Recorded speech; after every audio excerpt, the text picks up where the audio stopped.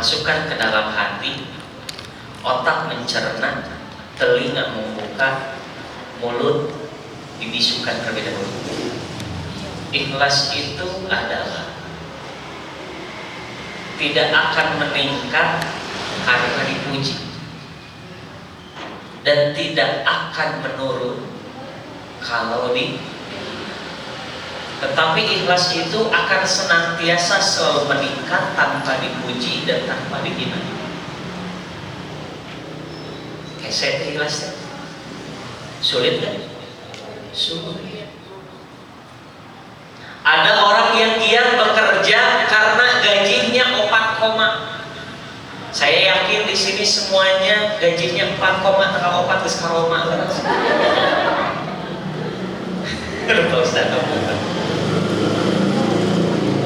Ada yang giat belajar hanya ingin mendapatkan nilai A plus cum laude. Ada yang dikatakan bekerja baik di pada jabatannya karena ingin disebut sebagai pemimpin yang hebat. Ada yang pintar ngajinya hanya ingin disebut sebagai dia seorang pembaca Al-Quran yang terdengar di telinga manusia.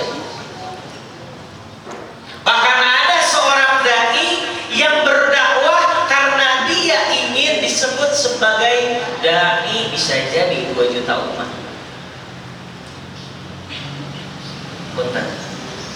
Tadi di dalam hadis dikatakan seorang perempuan yang hanya memberikan air kepada seekor anjing masuk surga. Tetapi ada di dalam hadis 3 golongan, seorang ahli baca Quran, seorang dai, dan satu lagi ahli sedekah, tetapi akhirnya masuk neraka. Pilihan di antara kita. Kalau kita ingin menjalankan ikhlas, ada 2 kehidupan yang harus kita jalani. Tapi kita harus memilih. Mau belajar dulu baru diuji, ataukah diuji dulu baru belajar? Itu maros. Itu adalah pilihan hidup kita. Mau belajar dulu baru diuji, seperti orang-orang yang masuk sekolah, orang-orang yang masuk perguruan tinggi, orang-orang yang ikut di namanya daurah-daurah, pelatihan-pelatihan. Mereka mau belajar tapi diuji nanti di akhirnya, atau diuji dulu baru mau belajar. Itu pilihan hidup. Tetapi kebanyakan di antara kita menghadapi diuji dulu baru mau belajar, karena itu lebih masuk ke dalam hati. Makanya ciri orang ikhlas, apalagi mendapatkan malam Lailatul Qadar, salah satunya adalah kalau ada 2 orang yang sedang berselisih, berbeda pendapat, yang punya satu kesalahan, yang satu punya yang namanya kesalahan lain, mana di antara mereka yang mau memaafkan terlebih dahulu? Karena dikatakan pemenang orang yang mau memaafkan kesalahan orang lain meskipun dirinya dalam keadaan benar. Karena kalimatnya adalah yang saya share kemarin, salah satunya adalah memaafkan itu tidak akan menghapus masa lalu, tetapi memaafkan itu akan memperindah masa depan. Betul? Punten bade tumaros ibu sareng bapak seueur teu kesalahan. Bade tumaros sakali deui sing ikhlas jawabna. Ibu jeung bapak aya teu kesalahan satu sama lain? Sakali deui sing ikhlas suarananya. Bade tumaros ibu dan bapak banyak gak kesalahannya? Banyak. Tapi sampai sekarang ibu dan bapak mau memaafkan satu kesalahan masing-masing? Mau? Bapak mau kan? Mau. Tetapi kebanyakan di antara kita, kebanyakan punten ieu mah di salah satu kampung yang bernama Zimbabwe. Punten ya Pak Ustaz, saya papunten.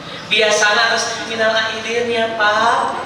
Mohon mah dihapunten, aya 2 menit kemudian, ai maneh kumaha wae atuh langsung ya. Karek pieu minta hampura aya geus bikin dosa. Aya di Zimbabwe eta. Tapi di kami di jalan pesantren banyak tuh beli mual ayam ayah tuh gitu ayah tuh lamun ayah kita kemarin kita salah kece bicara. Masya Allah soleh hasil. Baik, makanya konsep ikhlas itu harus mencapai 4 tujuan. Apa yang pertama? Menjadikan seseorang menjadi solih. Apa? Kenapa? Orang yang ikhlas punya tujuan menjadikan dirinya solih atau perempuan menjadi solih. Satu. Berarti orang ikhlas mah harus berubah. Dan perubahan itu mulai dari siapa? Saya. Katakan perubahan mulai dari siapa? Meminta maaf mulai dari siapa? Yang mau memaafkan mulai dari siapa?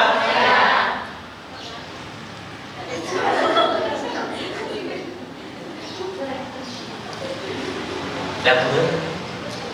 Itu yang pertama. Tujuan ikhlas menjadikan diri pribadi soleh. Gak cukup ternyata menjadikan diri soleh, tapi tahapan kedua menjadikan orang muslim. Apa muslim? Membuat orang lain juga soleh. Ayat muslimah dari kalimat aslaha yuslimu islah. Menjadikan orang lain soleh.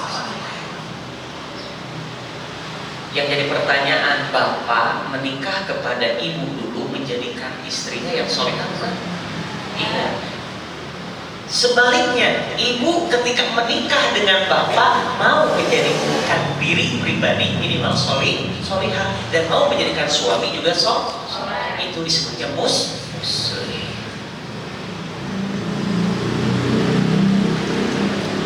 Dan yang ketiga, tujuannya orang yang melakukan keikhlasan akan tujuannya menjadikan islah. Apa islah? Beres, tuntas, selesai. Yang jadi pertanyaan, bapak dan ibu sekarang sudah beres belum masalahnya satu sama lain? Pak dan kena dimaklum, ibu itu meskipun yang namanya kesalahan sudah dimaafkan, tetapi selalu disebutkan dalam topa mabahala 5 tahun kapang kerja gitu. Sok disebutkan ayat begitu ayat. Eta teh namina gitu teh namina istri akang biasa. Sok ayat. Padahal kejadiannya 10 tahun yang lalu tapi diungkit terus, berarti di dalam hatinya tidak ada ikhlas. Katanya sudah islah. Tujuan pertama soleh, yang kedua muslim, yang ketiga islah. Dan kalau sudah beres, akhirnya tujuan keempat harus jadi maslahat. Ada di sini siti maslahat ayatnya.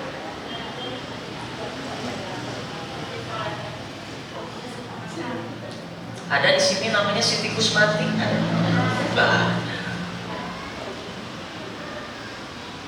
4 alasan itu yang diharuskan dipunyai oleh orang-orang ikhlas, solih, muslim, Islam, maslahat.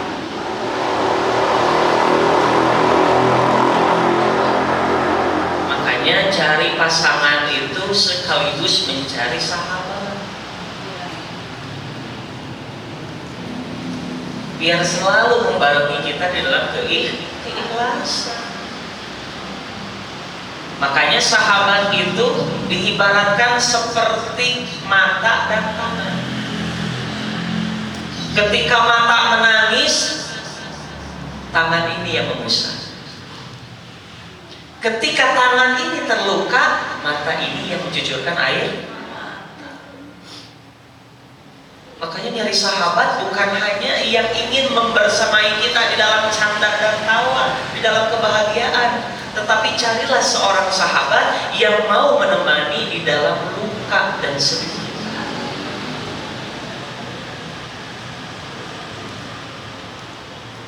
Coba bayangkan Rasulullah dulu ketika mendapatkan yang namanya wahyu pertama begitu gemetar dan mengatakan kepada Sayyidah Khadijah, mengatakan Zamiluni, zamiluni, selimuti aku, selimuti aku. Coba, wahyu itu begitu berat ketika diterima oleh Rasulullah. Kenapa begitu berat? Karena ayatnya adalah ayat Allah, dan mustahil dalam ayat Allah ada kebohongan. Di dalam prosesnya itu Nabi Muhammad itu naik turun ke Gua Hira itu bukan satu kali. Karena Nabi Muhammad di usia ketika sudah menikah sampai usia 40 tahun melihat pada waktu itu keadaan yang namanya di Mekah itu sudah tidak beres. Makanya ayah anu tawaf tidak memakai sehelai baju dulu ketika zaman.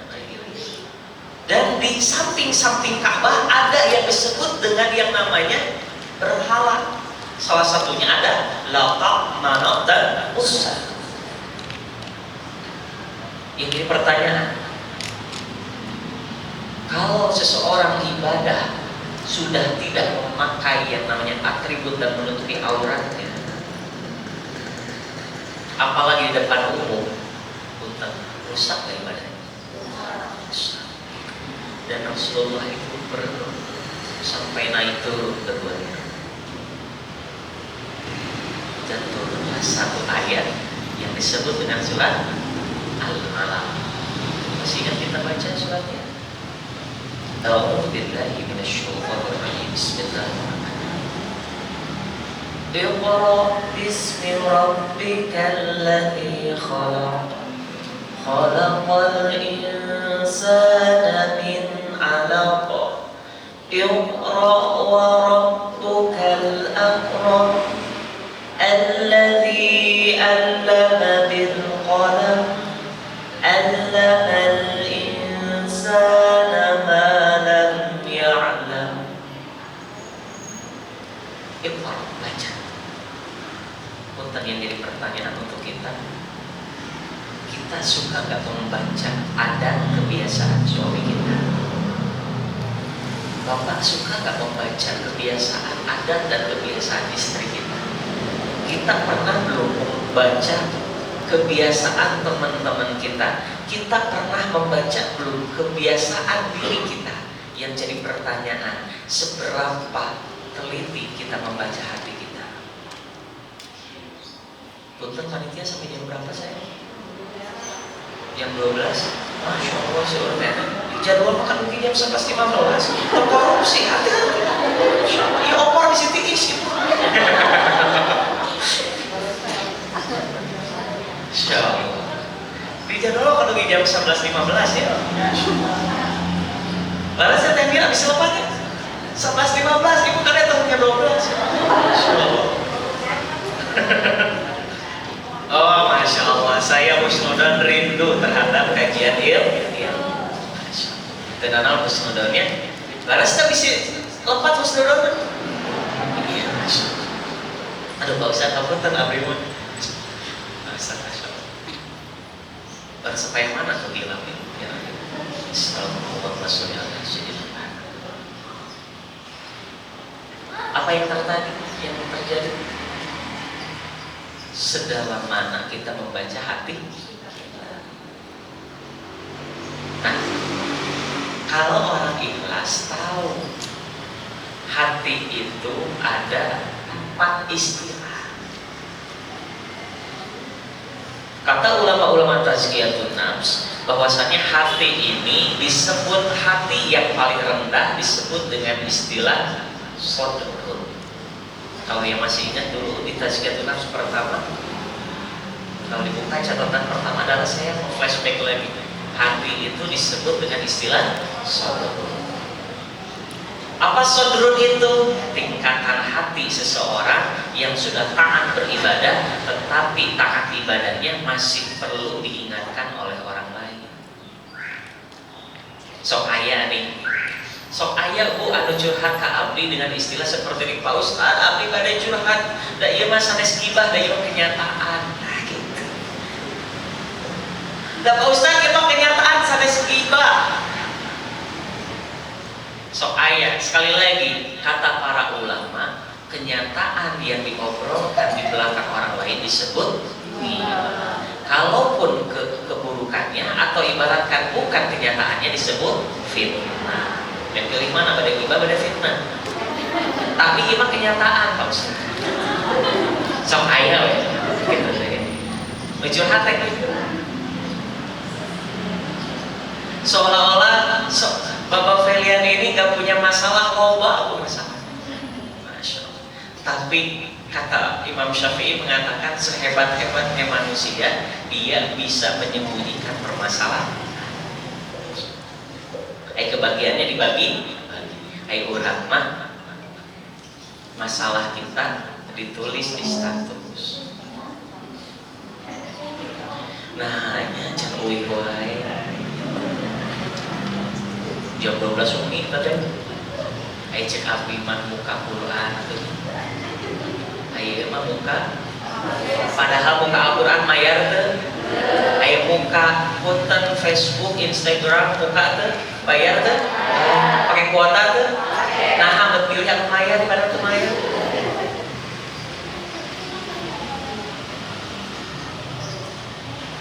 betul?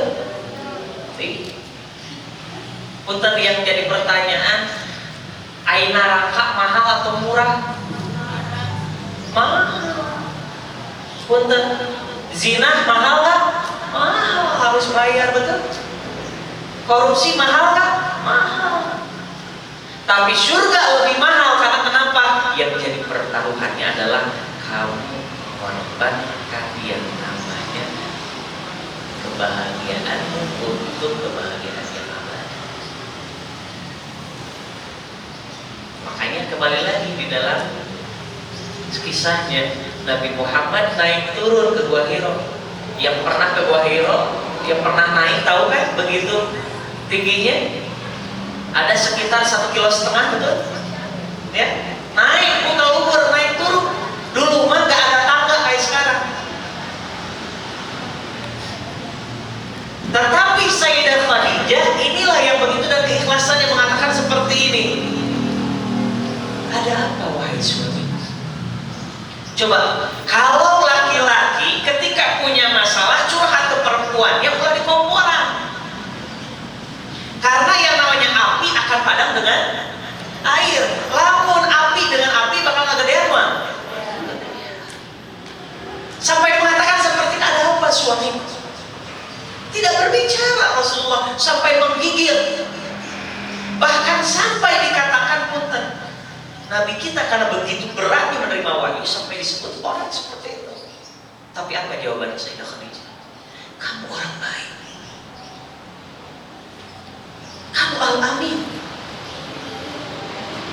Tidak ada yang bisa meragukan keraguanmu. Maka kalau ada orang lain yang memfitnahmu, maka aku yang jadi pertama sebagai manusia.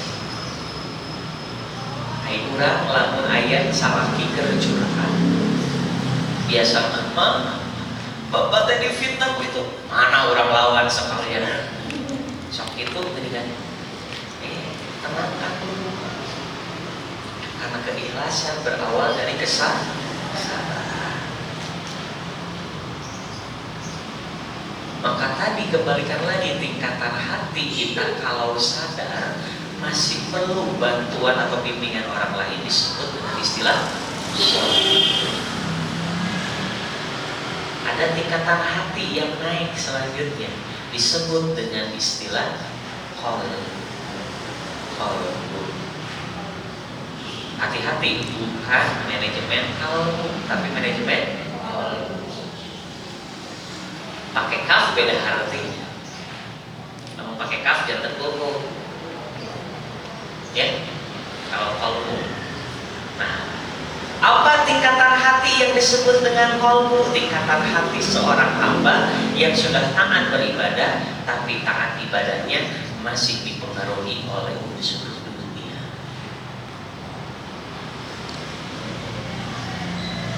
Duha ingin dilancarkan rezeki, tahajud ingin ingin anak masuk ke kuliah yang ternama, ingin lancar rezeki, baca surat Al-Waqiah. Bukan berarti gak boleh, tapi tingkatan hati itu baru derajatnya sampai ke kol. Makanya yang jadi pertanyaan, hilangkan mindset seperti ini. Kita ingin dapat rezeki duha. Sebenarnya rezeki terbesarnya itu dapat rezeki setelah duha atau sholat duhanya? Sholat duha. Kita masih beranggapan ingin dapat rezeki besar harus duha. Karena gak setiap orang yang hartanya banyak, gak setiap orang yang bisnisnya lancar bisa menjaga sholat. Hilangkan. Kalau masih punya mindset ingin dapat rezeki duha, berarti kita masih menganggap sepele apa yang disunahkan oleh Rasul. Harusnya mindset kita, orang yang sudah ikhlas, rezeki terbesar kita adalah menjaga tahajudnya. Kamari ketika malam Lailatul Qadar, pahala terbesarnya bukan khairu min alfi syahr, tapi kita menjalankan malam Lailatul Qadarnya. Masalah pahala itu adalah urusan. Tapi kenapa kita berkehendak lebih dari Allah? Makanya wajar ketika kemarin, ketika kita melaksanakan malam Lailatul Qadar, yang dikejarnya khairu min alfi syahrnya, bukan menjalankan malam Lailatul Qadar. Maka wajar kenapa sekarang yang disebutna punten ketika Ramadan, kemarin pas Ramadan hatam Al-Qur'an tilu kali, ayeuna mah bulan Syawal oge tinggal 10 dinten deui can hatam-hatam sajuz aja. Itu tanda orang yang belum mendapatkan malam Lailatul. Karena kenapa? Aplikasinya mendapatkan malam Lailatul Qadar itu adalah 11 bulan setelahnya lebih baik dari bulan-bulan Ramadan.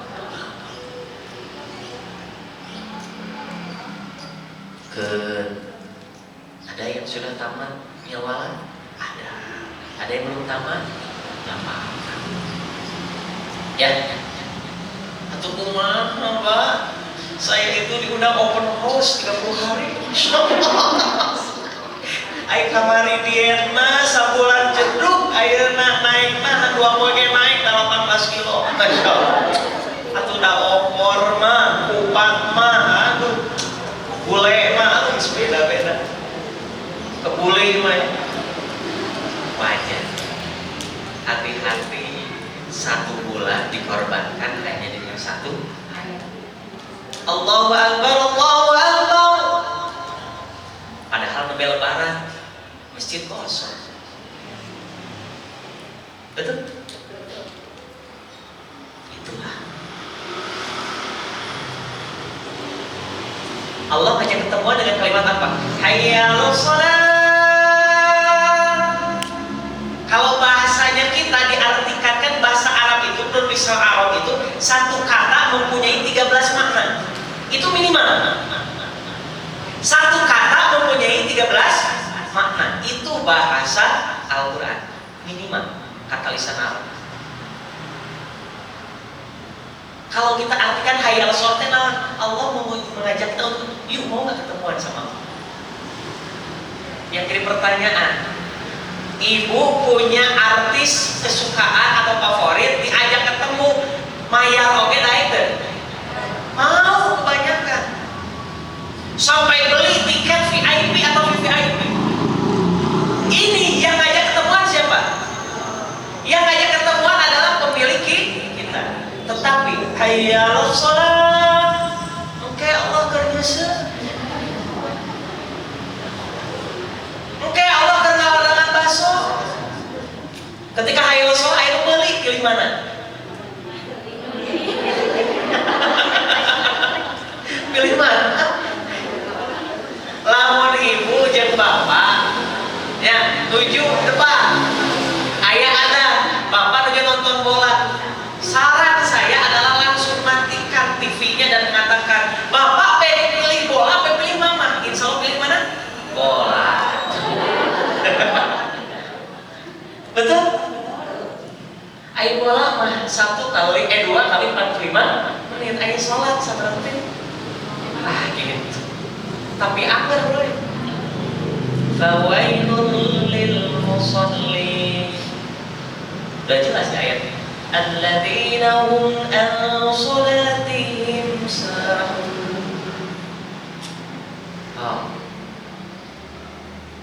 Banyak orang yang mengorbankan tiangnya agama. Saya perhatikan seperti ini. Punten sekali. Handphone saja. Punten biar enak. Kan sholat itu tiangnya agama. Berarti kita ibaratkan ini syahadat, ini sholat, ini yang ketiga apa? Zakat, ini saum, ini ibadah. Punten. Ibadah haji dilepas. Misalkan masih bisa dipegang? Bisa. Saum dilepas, masih bisa dipegang? Bisa? Kemudian zakat dilepas, masih bisa dipegang? Muter tinggalin. Sholat dilepas. Makanya pantas sholat itu adalah 3 atau 3 kali.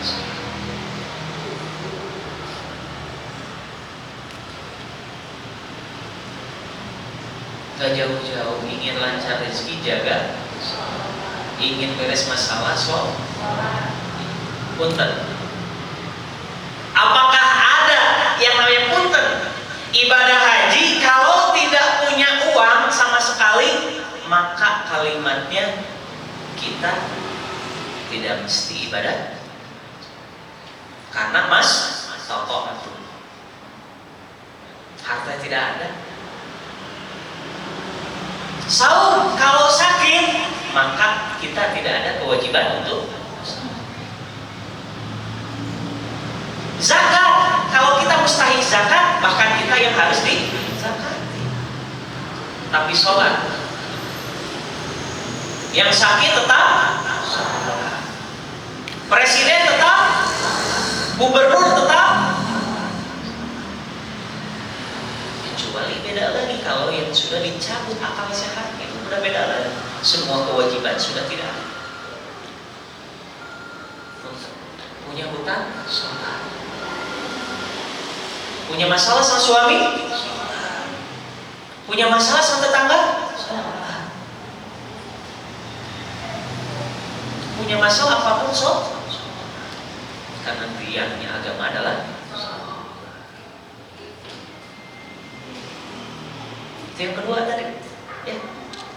Yang ketiga, tingkatan hati seseorang disebut dengan istilah fu'ad.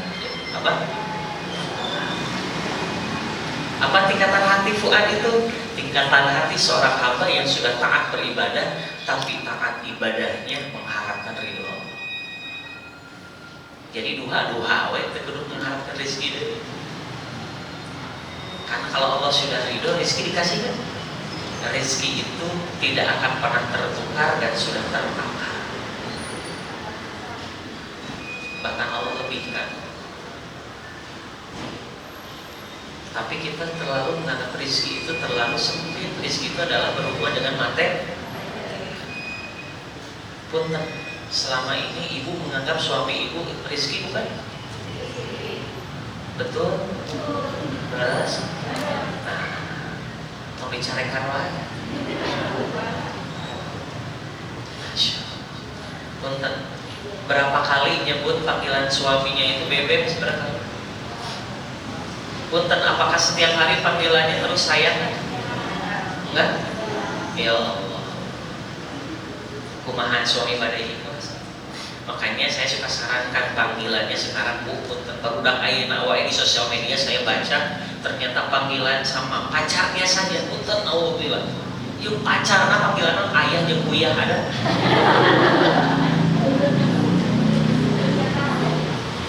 Tuh bohong, barudak ayeuna mah rame panggilan. Padahal can halal. Panggilan ayah jeung buyah. Ayah teh panggilan asam jeung urat aya. Penyakit. Ibu mah tuh panggilanna naon bunda jeung panda. Masya Allah panda karunya. Atau panggilannya tadi kata saya bolu jeung Amanda boleh. Dari Tenan naon atau jika tadi Uwi jeung Cilembu mana panggilan. Kan saya sudah mengulang-ulang kalau saya panggilan sama istri saya, panggilan saya pada istri saya itu adalah Bica dan Bica, Abicaya dan Pemicaya.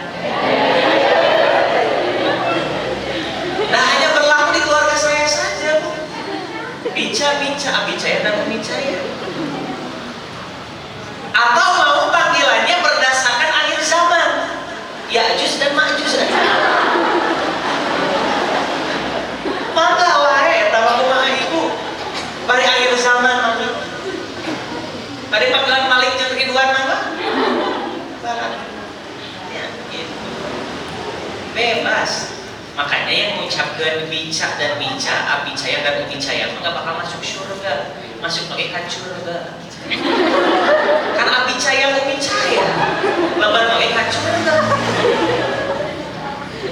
Boleh kan? Boleh. Akan menumbuhkan keikhlasan dalam rumah tangga. Makanya tingkatan hati yang sudah mengharapkan ridho Allah, maka ciri untuk seseorang atau kedua orang tua yang ikhlas, maka anggap mendidik anggap mendidik anaknya itu untuk meneruskan agama Allah. Harta yang dikeluarkan tong nyebutkeun mani mahal-mahal teh kuliah teh, tong nyebut kitu karunya ka barudak teh. Keluarkan karena ini untuk jalan Allah. Maka wajar kenapa anak kita pekerjaannya tidak lancar, karena selama ini ibu dan ayahnya tidak memberikan secara ikhlas kepada anaknya di dalam memberikan biaya di dalam pendidikannya. Ayah bandel salin sok disebutkan, mani bandel ring eta teh doa itu. Harusnya gimana lagi sulit makan, mani soleh teuing kasih. Tapi hese betul. Makanya hese teh juga bapak mani. Betaroskeun kebetulan bapak mani teh saha ibu? Ya salah kieu aja. Betul nggak? Ayo suami nanti, nah saya teh salah. Kan ada mama sarong, tanpa ada paksaan, betul? Ayo ketika ada kesulitan orang disalah. Hati-hati. Makanya biaya yang dikeluarkan, pendidikan prosesnya, kemudian apapun yang menjadikan anak kita bertumbuh menjadi orang soleh, itu adalah anak kita niatkan untuk meneruskan agama Allah. Ikhlas mohon. Aina bisnis hoyong ikhlas kumaha, tidak ada kata istilah pengeluaran dan pemasukan. Kumaha cara bisnis biar ikhlas? Ganti istilah pengeluaran dengan sodako. Rugi nggak kalau orang bersodako? Tapi lamun disebutkan pengeluaran, kudu keluarkan gaji yang 20 karyawan. Betul? Ganti istilah pengeluaran dengan pemasukan dengan rezeki. Bakal ikhlas kan? Betul? Dan yang terakhir, tingkatan hati seseorang itu yang paling tinggi yang dimiliki oleh para nabi, dimiliki oleh para rasul, dimiliki oleh wali-wali Allah, dimiliki orang-orang soleh, dimiliki oleh ahli-ahli firdaus. Tingkatan hatinya disebut dengan istilah lub atau sir.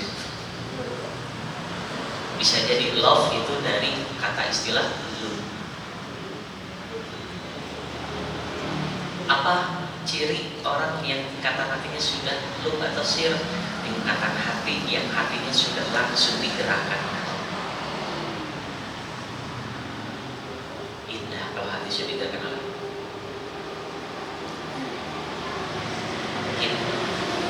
Adzan subuh kita sudah bangun kalau bisa 2 jam sebelum adzan. Betul? Ayo orang mah kenapa doa kita dikabulkan di penghujung acara, di penghujung injury time? Karena kita pun berdoa pas Allah, pas kita pun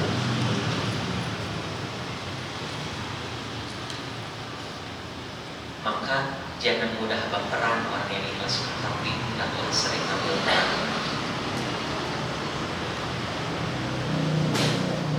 Insya Allah, ibu, bapak mau memaafkan kesalahan saya. Sekali di Baitul Maras, ibu, bapak mau memaafkan kesalahan saya, mau? Kesalahan kami, mau? Masya Allah.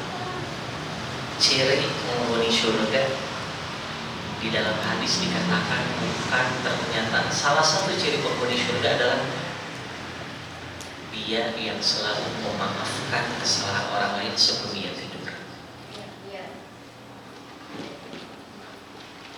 Makanya ketika sebelum tidur, ya Allah, saya sudah maafkan kesalahan orang-orang yang telah mendolimi saya. Betul?